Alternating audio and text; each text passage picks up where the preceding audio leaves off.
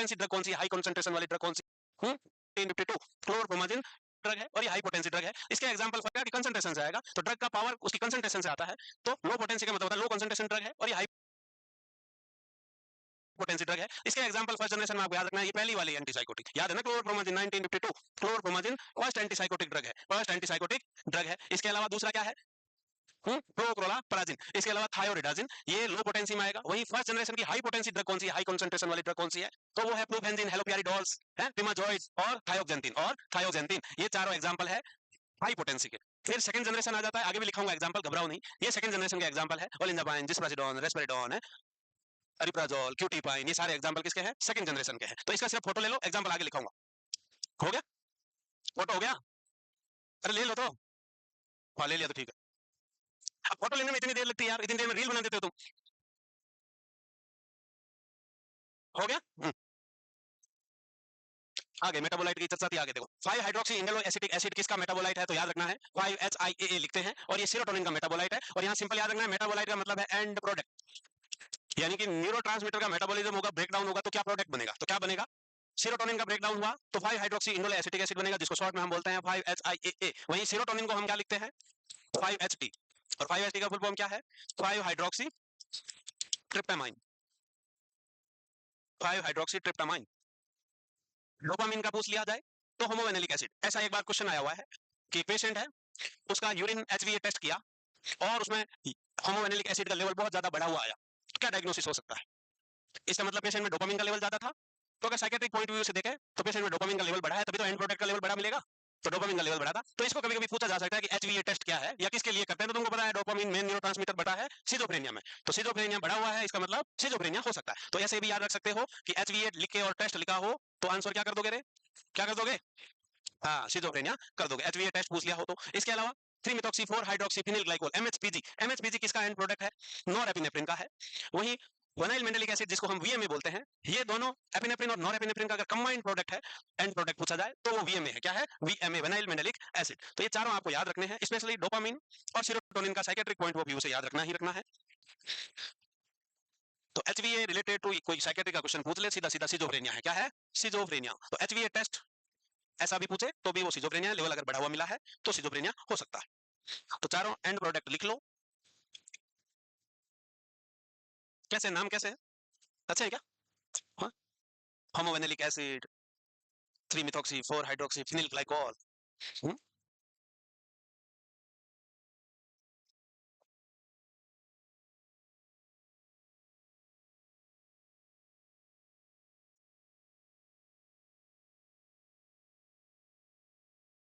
चिंतित लग रही बालिका, क्या हुआ, पढ़ाई को लेकर सीरियस है, क्या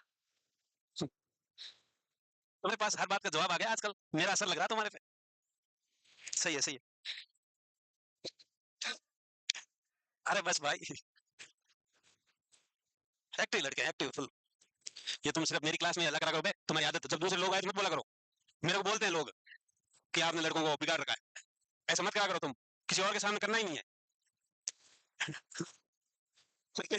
हाँ तो बस यहीं तक लिमिटेड रहो बस, है हो गया भाई, लिख के नाम इतने बड़े हैं क्या, तो क्या याद रखोगे सेरोटोनिन का 5 hydroxy indole acetic acid, 5 hydroxy indole acetic acid जिसको 5HIAA बोलेंगे। सेरोटोनिन का अगर केमिकल नेम पूछा जाए तो 5HT है, 5 हाइड्रोक्सी ट्रिप्टामाइन है, 5 हाइड्रोक्सी ट्रिप्टामाइन। वही होमोवेनिलिक एसिड है, सेरोटोनिन किसका, डोपामिन का मेटाबोलाइट है। MHPG किसका है, नॉरएपिनेफ्रिन का है। और VMA है, नॉरएपिनेफ्रिन प्लस एपिनेफ्रिन दोनों का है। अब हो गया, मैं चलूंगा आगे, पक्का लिखो भाई, हो गया लग रहा है। अब देखो, ये देखो इधर देखो, समझो ये क्या दिख रहा है आपको, प्री सिनेप्टिक न्यूरॉन्स है, ये क्या है, प्री सिनेप्टिक न्यूरॉन्स, और ये है आपका पोस्ट सिनेप्टिक न्यूरॉन्स। अब देख लो, ये जो गोल गोल बॉल सा गुब्बारा सा दिख रहा है, इसको वेसिकल्स बोलते हैं, और इसके अंदर जो डॉट डॉट कंचे भरे हुए हैं वो है न्यूरोट्रांसमीटर्स। वो क्या है, न्यूरोट्रांसमीटर्स। जैसे ही नर्व इंपल्स जाएगा बॉडी में, जैसे ही कोई स्टिमुलाई नर्व इंपल्स जाएगा, न्यूरोट्रांसमीटर है क्या, केमिकल मैसेंजर्स है, क्या है, केमिकल मैसेंजर्स, ब्रेन में एक जगह से दूसरी जगह मैसेज को पहुंचाने का काम करते हैं, तो मैसेज को ट्रांसपोर्ट करना इनका काम है। जैसे ही नर्व इंपल्स आया, स्टिमुलाई आया, पर्टिकुलर मैसेज किससे रिलेटेड है, उस वाला न्यूरोट्रांसमीटर रिलीज होगा किसमें से, वेसिकल्स में से। तो वेसिकल्स में से न्यूरोट्रांसमीटर रिलीज होगा, और रिलीज होकर किसके थ्रू जाएगा, अरे कोई घर से निकलते हो तुम कोचिंग किस में आते हो, कोई साइकिल से आता है, कोई बाइक से आता है, कोई ऑटो से, कोई पैदल, तो वैसे ही ट्रांसपोर्ट से आएगा। तो कैसे जाएगा, ये ट्रांसपोर्टर के थ्रू जाएगा, वेसिकल से रिलीज होकर ट्रांसपोर्टर के थ्रू कहां जाएगा, कहीं तो जाएगा। जैसे तुम हॉस्टल से निकल के कहां आए, कोचिंग आए, तो इनका भी कोई ना कोई अड्डा होगा, तो इनके अड्डे का नाम क्या है, बाइंडिंग साइट बोलो या रिसेप्टर साइट बोलो, है ये रिसेप्टर साइट है। वो कहां होगी रिसेप्टर साइट, प्री सिनेप्टिक से निकल के कहाँ आना है, पोस्ट सिनेप्टिक पे, तो वहाँ पर्टिकुलर रिसेप्टर साइट पे बाइंड हो जाएंगे। देख पा रहे हो, ये बाइंड हो गए, फिक्स हो गए, ये आ रहा है यहाँ फिट होने। तो बहुत सारा न्यूरोट्रांसमीटर रिलीज होता है, कुछ तो बाइंड हो जाएगा और अनयूज वाला वापस प्री सिनेप्टिक में आ जाएगा। अनयूज वाला क्या होता है, वापस प्री सिनेप्टिक में चला जाएगा। तो यहाँ बाइंड होकर बॉडी में सर्कुलेशन के लिए रेडी होता है, फंक्शन के लिए रेडी होता है, ये नॉर्मल फंक्शन है। वहीं कुछ न्यूरोट्रांसमीटर जो वापस जाते हैं, डिप्रेशन का एसएसआरआई ड्रग देते हैं, वो क्या करते हैं, रीअपटेक को रोकते हैं। क्या करते हैं, रीअपटेक को रोकते हैं, यानी कि जो वापस घुस रहे हैं ना, उनको भी रोक के वापस लेवल बढ़ाना है। क्योंकि जो अटैच हो गए वो तो ठीक, कुछ अटैच नहीं हुए और वापस जा रहे हैं। तो कई बच्चे ऐसे हैं, कोचिंग आते हैं, एक क्लास लेके भाग जाते हैं, वैसे वाले वो न्यूरोट्रांसमीटर है कि आधा काम किया उससे पहले वापस मुड़ गए, तो उनको भी रोकने का काम करता है वो ड्रग, कहलाती है reuptake inhibitor. Reuptake inhibitor drug होती है, वो आगे डिप्रेशन में पड़ेंगे। ये नॉर्मल मैकेनिज्म पढ़ना है हमको कि यहाँ जो एंटीसाइकोटिक ड्रग है वो यहाँ पोस्ट सिनेप्टिक न्यूरॉन पे क्या बढ़ाएगी, लेवल कम करेगी, क्योंकि डी2 रिसेप्टर को यहाँ बाइंड होने नहीं देगी। यहाँ डोपामिन रिसेप्टर है, ये रिसेप्टर यहाँ इनको बाइंड नहीं होगी, सबको वापस भेज देगी। यहाँ से क्या करेगी, वापस भेज देगी, मत आओ इधर, पहले से ज्यादा डोपामिन है, इधर पहले से ही ज्यादा है, मत आओ, बस रोक देंगे, दरवाजे बंद, रिसेप्टर के दरवाजे बंद है, मतलब अपने आप वापस जाएगा। तो ये नॉर्मल मैकेनिज्म आपको याद रखना होगा। ये वही कहानी हो गई कि चिंकी घर से निकली है, घर से निकली मतलब इंपल्स आया, इंपल्स का मतलब बाबू का कॉल आया, चिंकी आज मिलने आना है, आज मिलने आना है तुमको। चिंकी ने भी हाँ कर दी, रेडी हो गई एकदम। तो रेडी होकर चिंकी यहाँ घर से निकल तो गई, घर से निकली और रोड तक पहुंची तो वहां देखा कि सामने चाचा ताऊ मामा सब आ रहे हैं, पापा भी आ रहे हैं, और पूछे कहाँ जा रही चिंकी, आज कॉलेज की छुट्टी है तुम्हारी, कहाँ जा रही हो। तो चिंकी उनको देख के तुरंत वापस मुड़ गई, वापस मुड़ के वापस घर आ गई। यही है वो वाला क्या, रीअपटेक वाला, कि चिंकी मामा पापा को देख के तुरंत वापस मुड़ के अपने घर में आ गई भाई। तो वैसा ही न्यूरोट्रांसमीटर के साथ होता है कि पूरा बाइंड ना होके वापस आ जाते हैं। कई लोग चिंकी, जो हिम्मती चिंकी होगी वो चकमा देके निकल लेगी है, हिम्मती चिंकी होगी वो इधर उधर से अलग रास्ते से निकल लेगी और वो मंजिल तक पहुंच जाएगी, है ना। हाँ, अब डोपामिन के रास्ते देखो भाई साहब, ये रास्ते हैं, ये रास्ते कहाँ ले जाएंगे। तो ये डोपामिन ब्रेन में 4 रास्तों से होकर घूमेगा भी, और तुम्हारा दिमाग भी घुमाएगा, है ना। तुमको भी बहुत जोर आएगा इनको लिखने में और सुनने में, फिर भी लिखना पड़ेगा और सुनना पड़ेगा। तो 4 रास्ते हैं। डोपामिन का सबसे बड़ा फंक्शन होता है बॉडी में क्या, reward, reward and pleasure, reward and pleasure. तो डोपामिन का फंक्शन भी बोल कोई, तो सबसे बड़ा काम होता है उसका रिवॉर्ड एंड प्लेजर।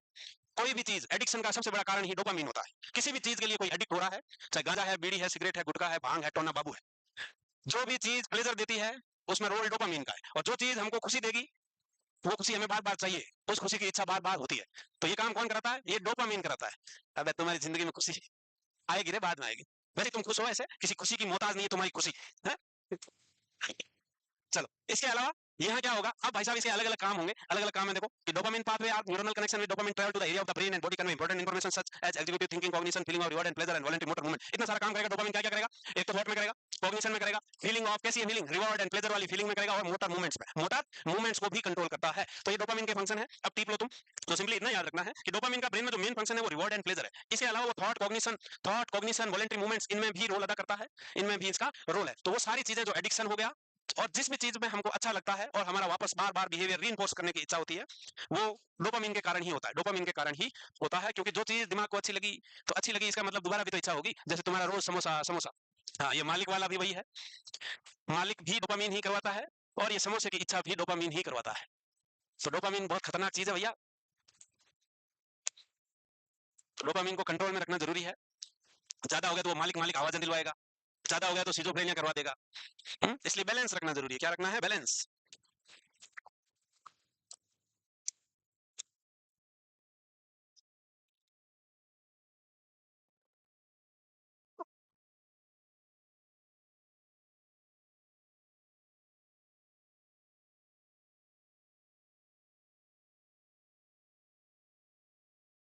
ब्रेन में सबसे ज्यादा न्यूरोट्रांसमीटर कौन सा होता है, सबसे ज्यादा एक्साइटरी और इनिबिटरी, दो तरह के न्यूरोट्रांसमीटर्स होते हैं मेनली, एक्साइटरी और इनिबिटरी। एक्साइटरी में सबसे ज्यादा 90% ब्रेन के अंदर ग्लूटामेट होता है, इनिबिटरी में 90% कौन होता है, गाबा होता है। कौन होता है, गाबा, gamma amino boutique acid.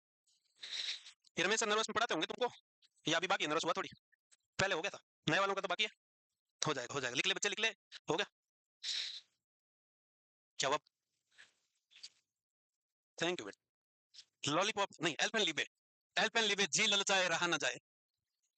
Updated है क्या, लेटेस्ट वर्जन, ठीक है। हाँ भाई, एक ही दिए तो एक ले खाऊंगा, टुकड़ों में मजा नहीं आएगा। ठीक है ठीक है, तुम लिख लो, तब तक मैं ये एल्पेनलिबे खा लेता हूँ।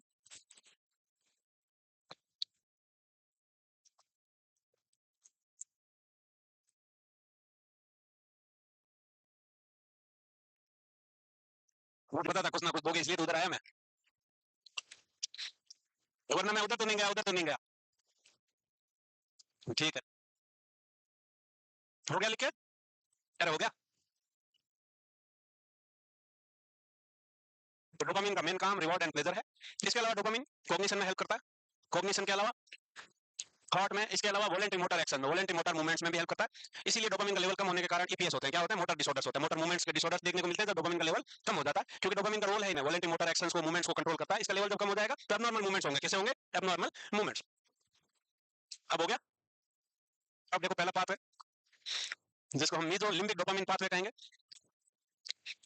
Limbic system is related to emotion है। लिम्बिक सिस्टम किससे रिलेटेड है, इमोशन और फीलिंग को कंट्रोल करता है। और प्लेजर एंड रिवॉर्ड वाला भी, जब इमोशन अच्छे होंगे, हैप्पीनेस वाले इमोशन होंगे, उसी में काम करेंगे। तो प्लेजर एंड रिवॉर्ड का मेन काम है। और ये कहां से कहां शुरू होता है पाथवे, तो याद रखना ये pathway ventral tegmental area, ventral tegmental area किसका है, मिड ब्रेन का है, वहां से लेके न्यूक्लियस एकम्बस तक आएगा। कहां तक, कहां से कहां तक, वेंट्रल टैगमेंटल से न्यूक्लियस एकम्बस तक आएगा। तो ये दो अजीब से नाम तुमको याद रखने होंगे, नर्वस सिस्टम की एनाटॉमी में पूरा पढ़ते होंगे, ये फोर ब्रेन का पार्ट है।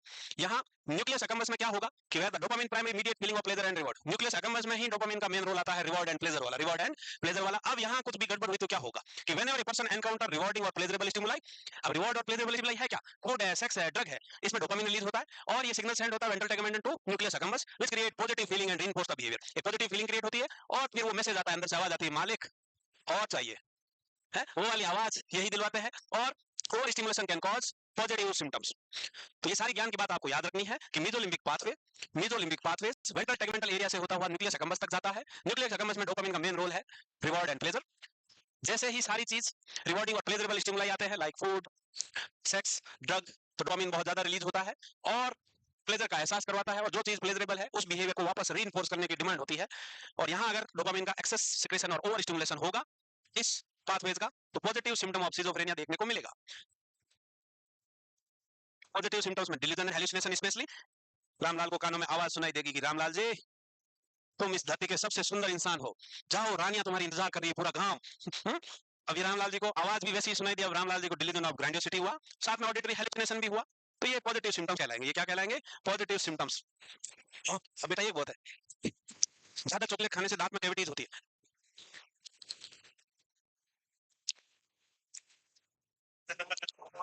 छीन मत लेना तुम वापस इससे। तो खा जाना बस तुरंत उसको, नहीं भी छीन लेंगे भाई, जल्दी करो जल्दी करो।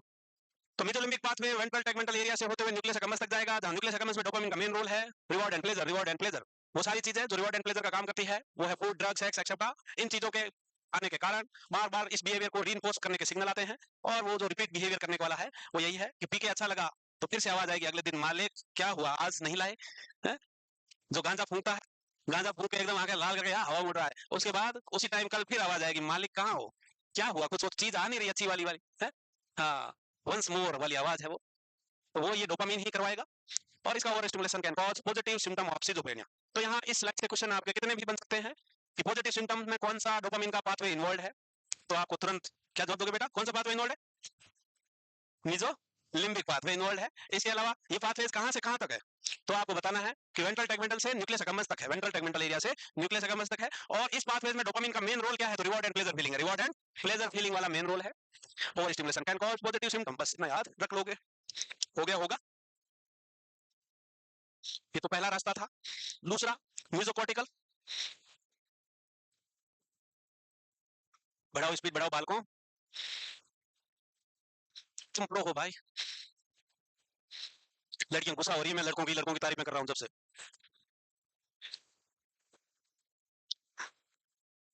नहीं नहीं लड़कियां भी प्रो है, ऐसे कोई बात नहीं, नाराज ना हो तुम। हो गया अब, अरे इतना धीरे से लिखे आज, मैं 2 बार पीछे जाके चॉकलेट खा के आ गया तब तक नहीं लिख पाए तुम। हो गया, अब वही कह रहे,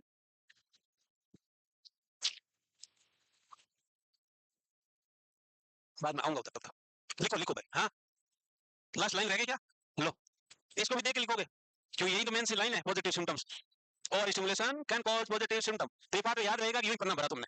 क्या है ये मीजोलिम्बिक पाथवे है, मीजोलिम्बिक पाथवे है जो वेंट्रल टैगमेंटल एरिया से होते हुए न्यूक्लियस एकम्बस तक जाएगा। यहाँ डोपामिन का main function reward and pleasure. इसके अलावा डोपामिन और काम क्या करता है, डोपामिन और काम कॉग्निशन, थिंकिंग और मोटर मूवमेंट्स को कंट्रोल करता है, मोटर मूवमेंट्स को कंट्रोल करता है, feeling of happiness, reward and pleasure वाली फीलिंग को भी कंट्रोल करता है। अगर इस पाथवे में डोपामिन का लेवल बढ़ेगा या ये पाथवे ओवर स्टिमुलेट होगा तो पॉजिटिव सिम्टम्स ऑफ सिजोफ्रेनिया देखने को मिलेगा।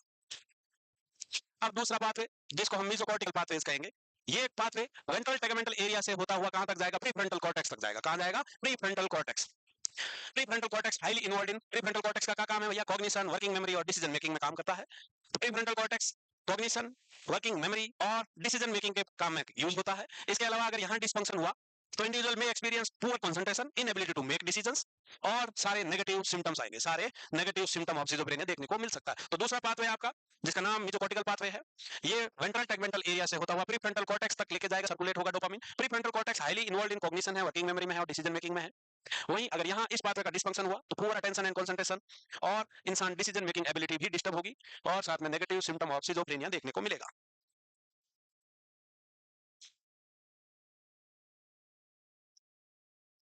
तीन बातें याद रखनी है। पहली, वेंट्रल टैगमेंटल एरिया से प्रीफ्रंटल कॉर्टेक्स तक है और यहाँ जो प्रीफ्रंटल कॉर्टेक्स है उसका मेन फंक्शन क्या है? तो कॉग्निशन है, वर्किंग मेमोरी है और डिसीजन मेकिंग एबिलिटीज है। अगर डिसफंक्शन हुआ तो नेगेटिव सिम्टम्स देखने को मिलेंगे, पुअर अटेंशन, कंसंट्रेशन और डिसीजन मेकिंग एबिलिटीज डिस्टर्ब होगी। इतनी बात याद रखनी है।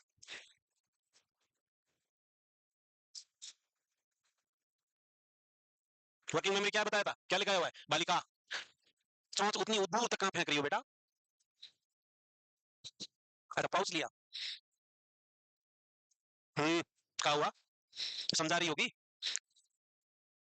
क्या बताया था वर्किंग मेमोरी? लिखा हुआ है ना मेमोरी में, sign and symptom of mental disorder में जहां disturbance of disorder of memory, उसमें वर्किंग मेमोरी लिखा हुआ है। ऑब्लिक करके देखो कौन सी मेमोरी वर्किंग मेमोरी कहलाती है? पक्का देखो वर्किंग मेमोरी में क्या लिखा हुआ है। मुझे क्या पता, तुमने लिखा है, कहाँ लिखा है?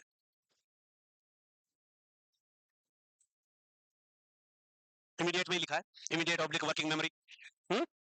हाँ वही है, मेरा तो काम था तुमको दिखवाना, वहां जहाँ लिखा है वहां देखो। तो इमीडिएट मेमोरी ही वर्किंग मेमोरी है। इमीडिएट ऑब्लिक वर्किंग मेमोरी लिखा हुआ होगा। हाँ। तो पहला पाथवे कौन सा था? Mesolimbic pathways, mesolimbic pathways. वो पाथवेज न्यूक्लियस अकम्बल से वेंट्रल टैगमेंटल एरिया तक था और वहां मेनली रिवॉर्ड एंड प्लेजर था और पॉजिटिव सिम्टम आ रहे थे, पॉजिटिव सिम्टम आ रहे थे। ये मीजोकॉर्टिकल जो पाथवेज है ये वेंट्रल टैगमेंटल से प्रीफ्रंटल कॉर्टेक्स तक है। यहाँ मेनली हमको negative symptoms, poor attention, concentration and poor decision making abilities देखने को मिलेगी। लिख लिया तो चल लूं आगे मैं? नहीं, बैठना पड़ेगा भाई, निकम्मा इंसान खड़ा नहीं रह सकता। जब काम नहीं है तो बैठ सकते हैं, कुछ निकम्मे यूं ही बैठे हुए हैं, पढ़ भी नहीं रहे हैं, लिखा हुआ है, चौंच लड़ा रहे, सिर्फ चौंच लड़ा रहे। पढ़ो भाई, हो गया लिखे? अब तो हो ही गया होगा। हम्म, तीसरा पाथवेज जिसको हम निग्रोस्टाइटल पाथवे कहेंगे, क्या कहेंगे? निग्रोस्टाइटल पाथवे। ये मेनली मोटर प्लानिंग में काम आने वाला पाथवे है। इस पाथवे का मेन फंक्शन क्या है? Motor planning. और the dopamine projection start in the substantia nigra to the caudate and putamen. कहां से कहां तक है? सब्सटेंशिया नाइग्रा से लेके caudate and putamen, caudate and putamen, और ये बेसल गैंग्लिया के पार्ट है। यहाँ मेनली डोपामिन का अराउंड 80%, टोटल डोपामिन का अराउंड 80% डोपामिन इसी पाथवे में है। अगर इस पाथवे का डिस्फंक्शन हुआ तो आपको दिख रहा है कि ये पाथवे का मेन काम किसमें है? मोटर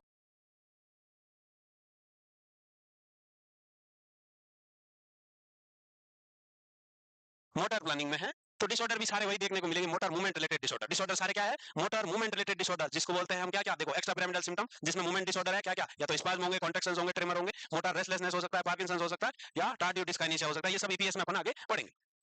तो शुद्ध भाषा में याद रखना है कि निग्रोस्टाइटल किस में इन्वॉल्व है? EPS, extra pyramidal symptom, EPS.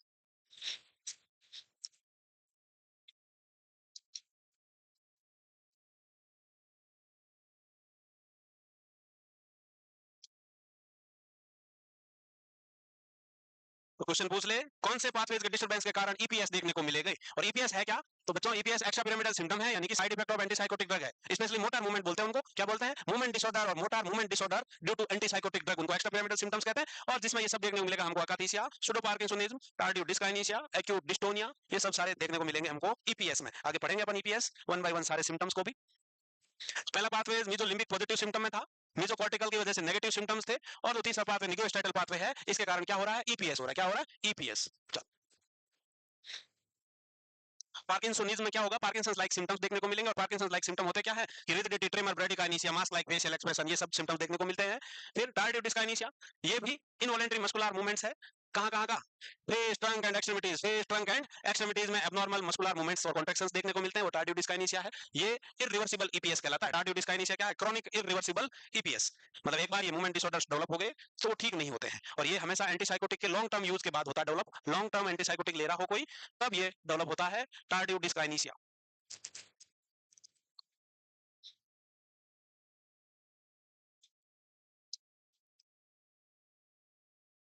तो एंटीसाइकोटिक जो ड्रग है मेनली दो तरह की है, एक है टिपिकल, दूसरी है एटिपिकल।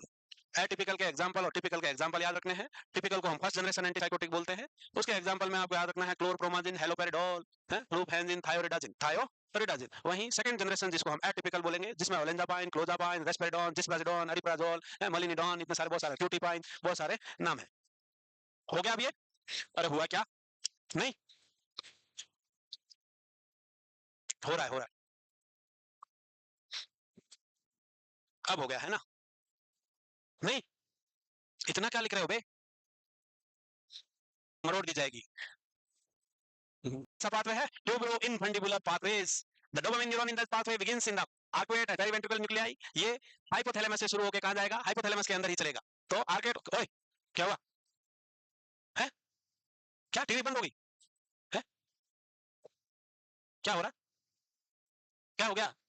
लाइट कट गई? कहां कट गई? मुझे तो दिख रही है वहां, हिल रहा है। अपनी बात नहीं कट गई, मुंह से बोल रहा हूं लिखो ट्यूबरो इनफंडिबुलर है, पढ़ो।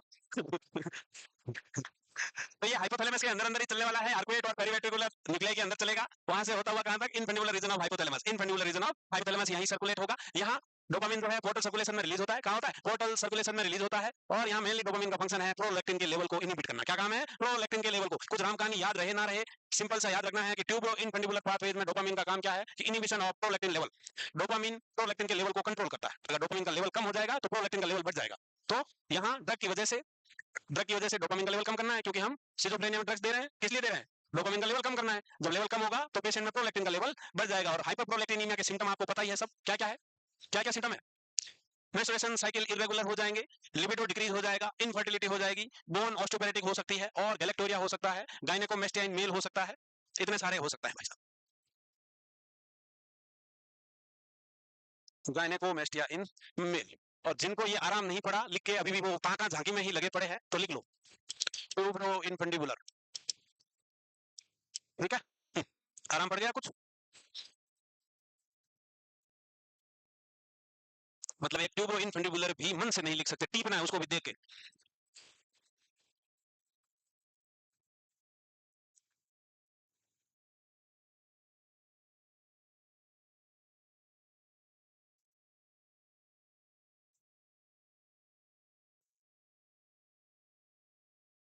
तो ट्यूबरो इनफंडिबुलर पाथवे जो है वो आर्कुएट और periventricular nuclei of hypothalamus से होता हुआ इनफंडिबुलर रीजन ऑफ हाइपोथैलेमस में जाएगा।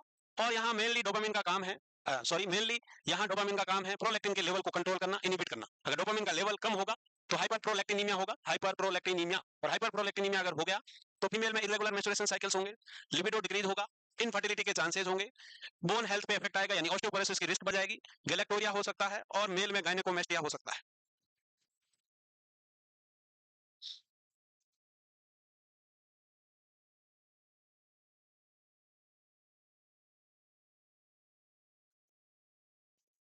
तो डोपामिन के चार पाथवेज तुमने लिखने में बहुत मेहनत करी, वैसे ही याद करने की कोशिश करनी पड़ेगी। इतनी आगे बैठ के भी फोटो खींच रही है बालिका, दिख नहीं रहा है? आंखों की मशीन लगा बेटा है? लाइट चली गई? अच्छा रह गया था। तो चार पाथवेज, पहला mesolimbic pathways. Mesolimbic pathways reward and pleasure का काम करता है और पॉजिटिव सिम्टम कॉज करेगा। दूसरा जो मीजोकॉर्टिकल पाथवेज है, इसके कारण नेगेटिव सिम्टम्स देखने को मिलेंगे। तीसरा पाथवेज निग्रोस्ट्रेटल पाथवेज है, और निग्रोस्ट्रेटल पाथवेज एक्स्ट्रापिरामिडल सिम्टम यानी कि मोटर डिसऑर्डर, मोटर मूवमेंट के डिसऑर्डर को कॉज करेगा। चौथा पाथवेज आपका ट्यूबरो इनफंडिबुलर पाथवेज है। इस पाथवेज में डोपामिन का काम है कि प्रोलैक्टिन के लेवल को कंट्रोल करना। अगर प्रोलैक्टिन का लेवल, डोपामिन का लेवल कम होगा तो प्रोलैक्टिन का लेवल बढ़ जाएगा, जिसको हाइपर प्रोलैक्टिनीमिया बोलते हैं। और हाइपर प्रोलैक्टिनीमिया अगर हुआ है तो irregular menstruation cycle, decrease sexual desire यानी कि डिक्रीज लिबिडो, इनफर्टिलिटी हो सकती है, ऑस्टियोपोरोसिस की रिस्क बढ़ा सकता है, गैलेक्टोरिया और गायनेकोमेस्टिया हो सकता है।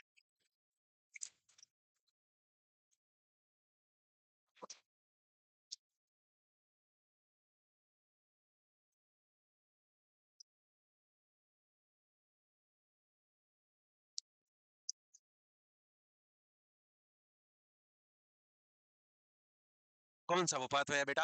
पानी पी लिया? अब एक आंसर दो। कौन सा वो पाथवे जिससे नेगेटिव सिम्टम होते हैं? यूं गर्दन नहीं हिलानी बिल्कुल भी। यूं यूं क्यों? ये पन्ना क्यों खराब किया? फिर पन्ना पलट, पीछे पलट, देख यूं यूं हिलानी नहीं मुंडी है बेटा। क्या बोली? फर्स्ट वाला सेकंड वाला होता है बेटा, सीक्वेंस थोड़ी है कोई। कौन सा है? हाँ, तो बोल दिया करो, थोड़ा कष्ट होगा, ज्यादा नहीं होगा, हल्का सा ही होगा। यूं यूं नहीं करना है।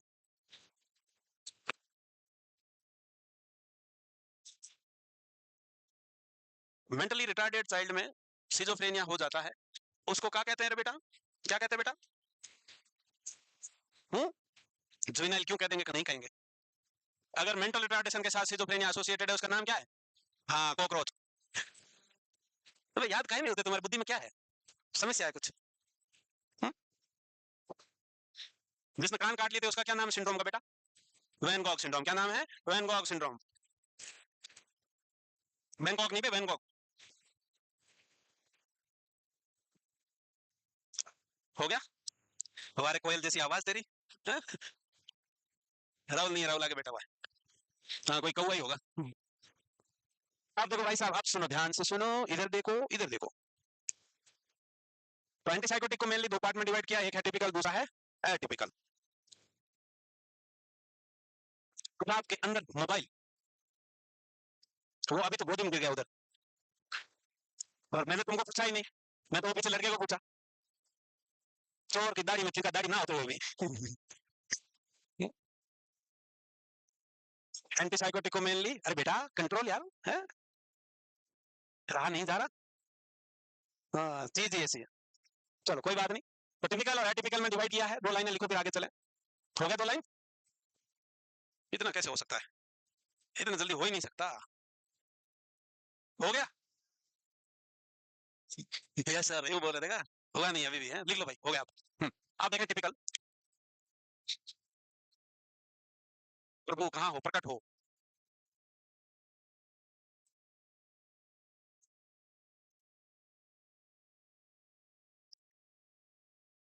चलो लिखो टिपिकल। टिपिकल एंटीसाइकोटिक, जिसको क्या, चलो लिखो टिपिकल।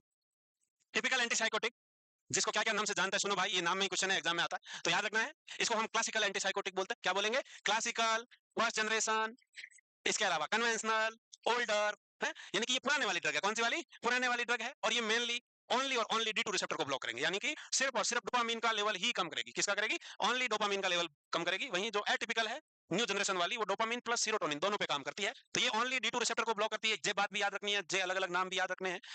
और यहाँ इसके साइड इफेक्ट बहुत ज्यादा है, इसीलिए सेकंड जनरेशन का बनाना जरूरी हो गया, क्योंकि इनके साइड इफेक्ट बहुत ज्यादा है, ईपीएस ज्यादा करती है। एग्जांपल तुमने पहले फोटो में ले रखा है, फिर भी दोबारा लिख लो दो चार नाम। क्लोरप्रोमाजिन, जितनी बार लिखोगे कुछ नाम याद होंगे।